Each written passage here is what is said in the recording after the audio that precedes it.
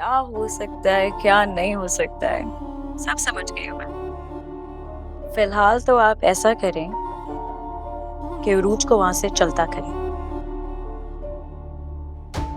बाकी मैं देख लूंगी। ऑलराइट।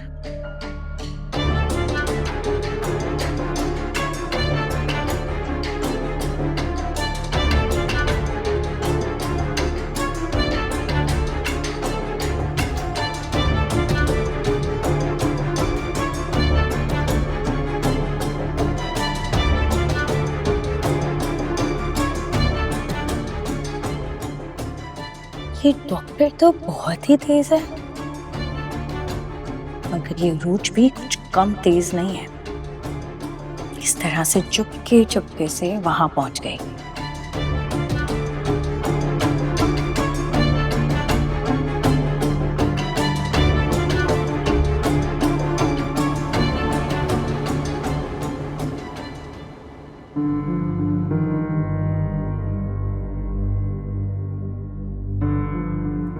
सॉरी, मैं जरा बिजी हो गई थी और आप लोग भी तो बिना अपॉइंटमेंट्स आ गए थे। जी डॉक्टर साहबा।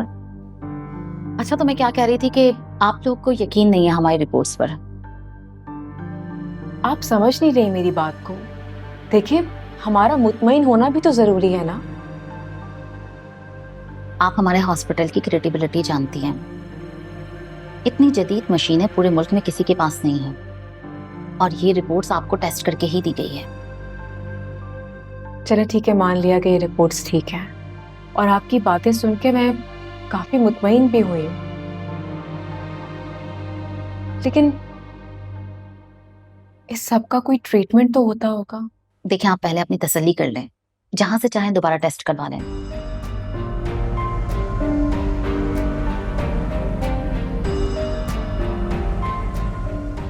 और जहां तक इलाज का मामला है वो हम बाद में देख लेंगे।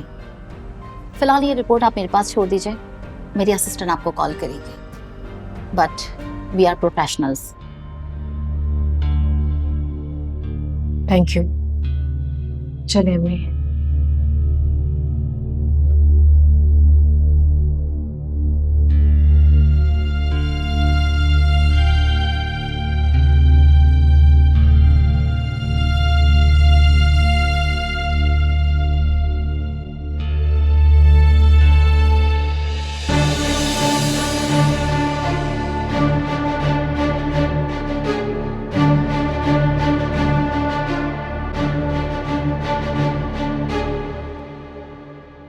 मेरी आंटी, तुम यहाँ? खैरियत? आई एम सो सॉरी, मैं आपसे इजाजत नहीं ली और आपके कमरे में आ गई। इट्स ओके, बैठो। वैसे तुम्हें कोई इजाजत की जरूरत नहीं है। एक्चुअली सलमान के बारे में बात थी, उससे रहा नहीं गया, इसलिए मैं आपके कमरे में आ गई बात करने के लिए। हाँ बोलो, क्या बात करनी है सलमान के बारे में? मेहरीन आंटी, जब से उरूज के मेडिकल रिपोर्ट्स आए हैं, उरूज से ज्यादा परेशान मुझे आप नजर आ रही है। मतलब ये रिपोर्ट्स उसके हैं, उसका मसला है, उसे परेशान होना चाहिए ना। मैं अपने सलमान के लिए परेशान हूँ। मेरे सलमान की बीवी माँ बनने के काबिल नहीं। इस तरह तो मेरे सलमान की जिंदगी बर्बाद होगी ना। एग्जैक्टली। और दुनिया में हजारों औरतें ऐसी होंगी उरूज की तरह जो माँ नहीं बन सकती हैं। होंगी, लेकिन सलमान मेरा इकलौता बेटा है। मैं अपने बेटे की जिंदगी में हर खुशी भर देना चाहती हूँ। जाहिर सी बात है आंटी, मैं जानती हूँ ये बात। मैं जानती हूँ कि आप उसकी हमदर्द हैं और वो आपका। लेकिन अगर उरूज माँ नहीं बन सकती है तो क्या हुआ? मेरा मतलब है आप दादी बन सकती हैं, सलमान बाप तो बन सकता है ना। देखिए, सलमान यंग है अभी, अच्छा कमाता है, पढ़ा लिखा है, क्या कमी है उसमें? और वैसे भी उरूज इस दुनिया की कोई आखिरी औरत तो नहीं है ना।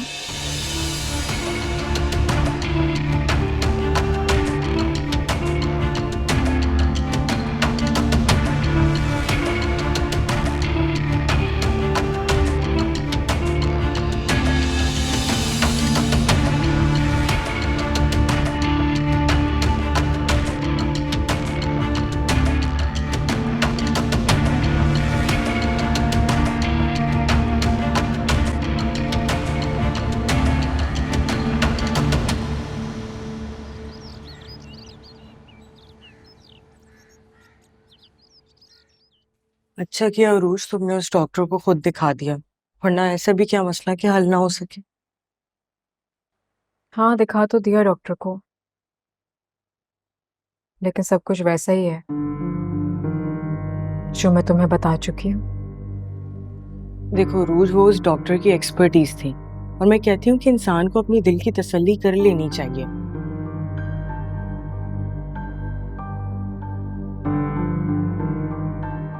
क्योंकि ये पूरी जिंदगी भर का मसला है।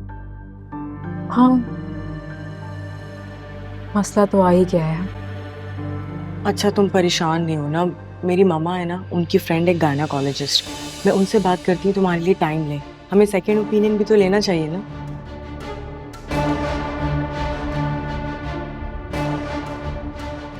Thank you. No need to thanks यार। और बस अब तुम परेशान मत हो, मैं अभी जा रही हूँ, और तुम्हारे लिए जैसी टाइम लूंगी तुम्हें कॉल करके बताऊंगी, ठीक है? परेशान तो नहीं होगी ना? अच्छा, बाय। लाफत।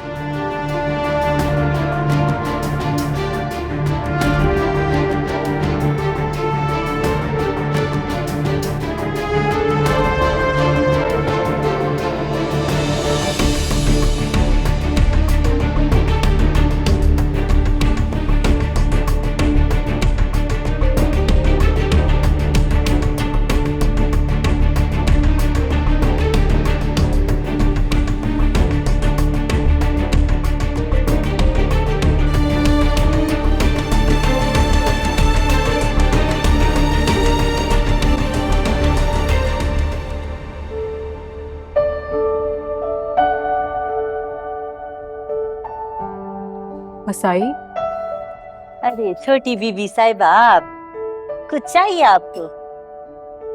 कॉफी पीनी है? हाँ हाँ, क्यों नहीं, आप चलें अपने कमरे में, मैं ला कर देती हूँ आपको।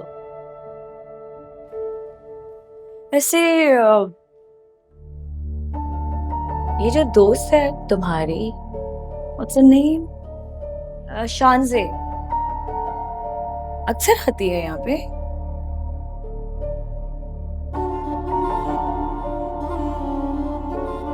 मेरा मतलब है काफी हमदर्द लग रही थी।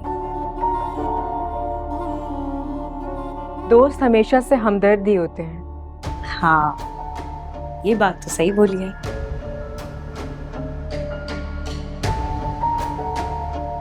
तुम दोनों की सारी बातें सुन ली है मैंने।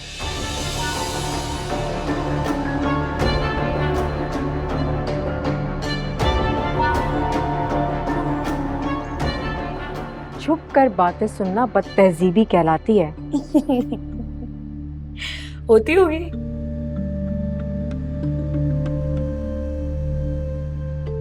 ऐसे बड़े अजीब लोग हो तुम। जहां तहजीब दिखानी चाहिए वहां दिखाते नहीं है, और जहां नहीं दिखानी चाहिए वहां। भले एक मिनट, तुम लोगों की तहजीबों में और ट्रेडिशंस में ये भी शामिल है ना कि जिस औरत की औलाद नहीं होती उसे तलाक देके घर से निकाल देते हैं, नहीं?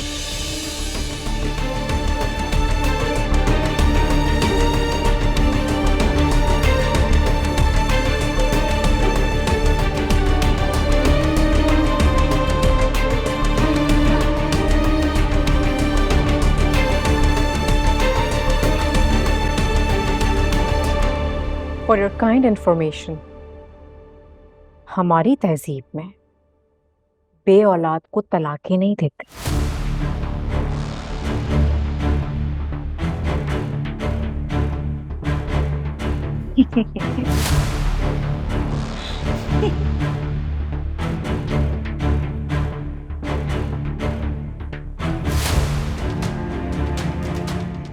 ये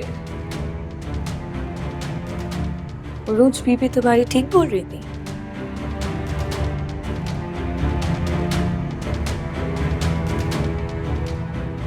यहाँ तो सारे ही रोज बीबी के दीवाने नजर आ रहे हैं।